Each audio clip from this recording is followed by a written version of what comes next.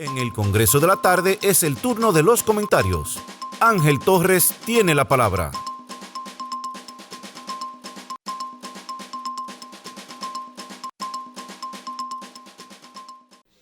Muy buenas tardes, nuevamente, y gracias a ustedes por estar de manera permanente con nosotros.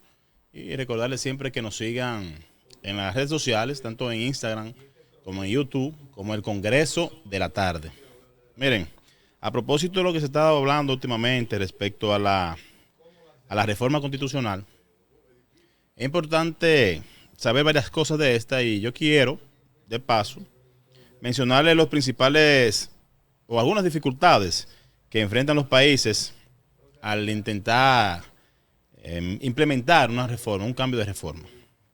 Miren, dentro de estas situaciones que se presentan, yo quiero mostrarles o mencionarles, por ejemplo, una de ellas es la falta de consenso político. En la falta de consenso político, las ausencias de acuerdo entre las diferentes fuerzas políticas pueden dificultar un avance de la reforma, generando con esto algún tipo de división o conflicto. ¿Qué pasa? La falta de consenso es cuando los partidos políticos, por ejemplo, no introducen algún tipo de intercambio o un acuerdo, porque siempre vemos la parte del partido opositor, que en su momento siempre llaman la atención y emiten un tipo de juicio en contra de lo que se está planteando, sea a favor en sentido nacional o en contra.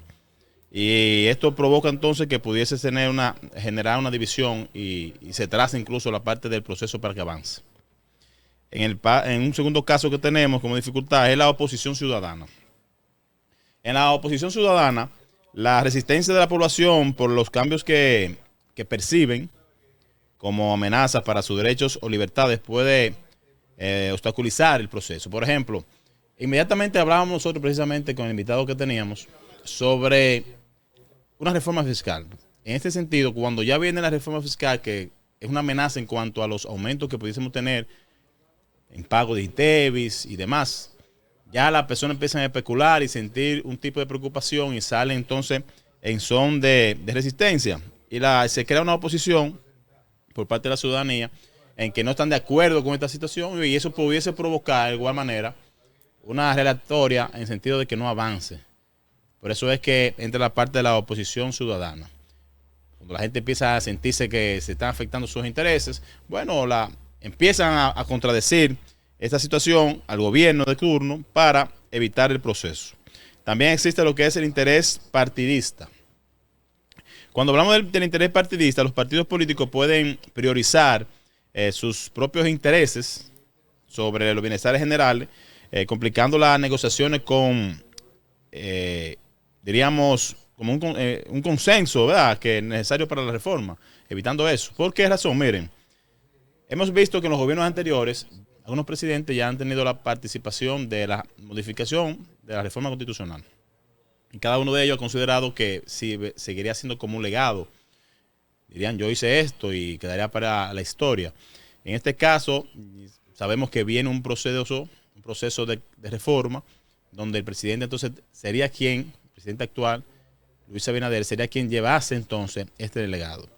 Ahí entra la parte del interés partidario, porque hay políticos que pertenecen, ¿verdad?, a un partido y consideran que no puede ser variada porque ya mi partido de gobierno en su momento hizo un tipo de cambio y por esa razón consideramos que está bien y no debe ser. Ahí entra el interés particular, no de manera nacional, aunque esto le pudiese afectar.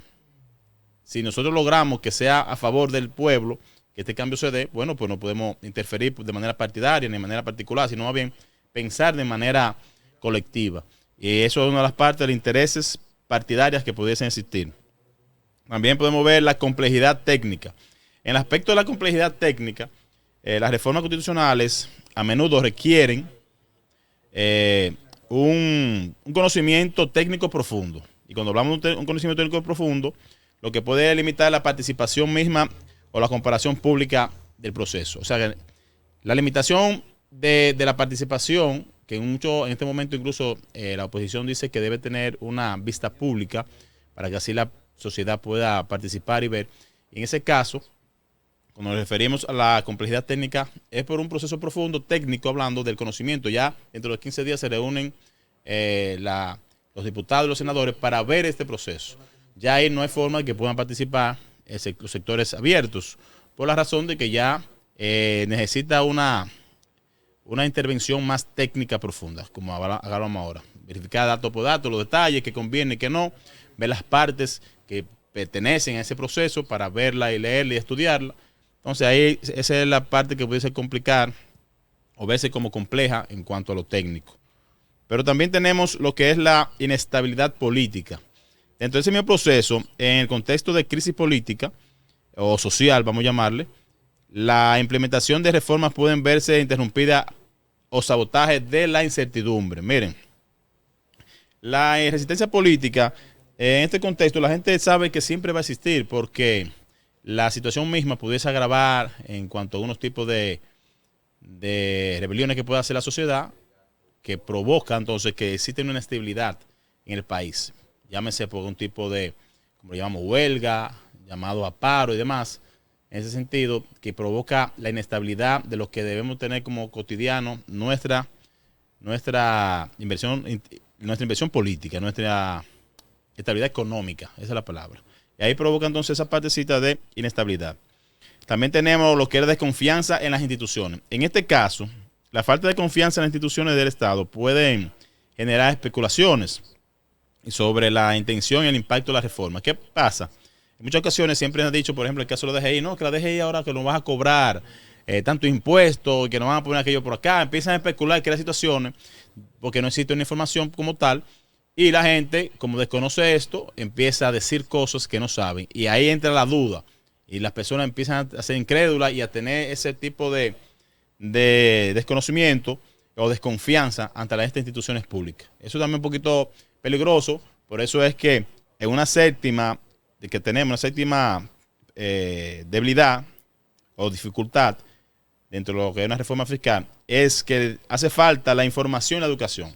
De acuerdo a lo que decía el número 6, la falta de educación y de información, la acusación de la campaña informativa adecuada, puede llevar a cabo que las informaciones al medio o las informaciones que pudiesen causar un tipo de temor entre la población, dificultando el apoyo a la reforma. Miren, en este sentido, la información necesaria, porque hablamos principalmente ahorita con el contador, de que si no se le informa a las personas lo que viene o lo adelante y desconoce esto, usted no se imagina lo que puede traer.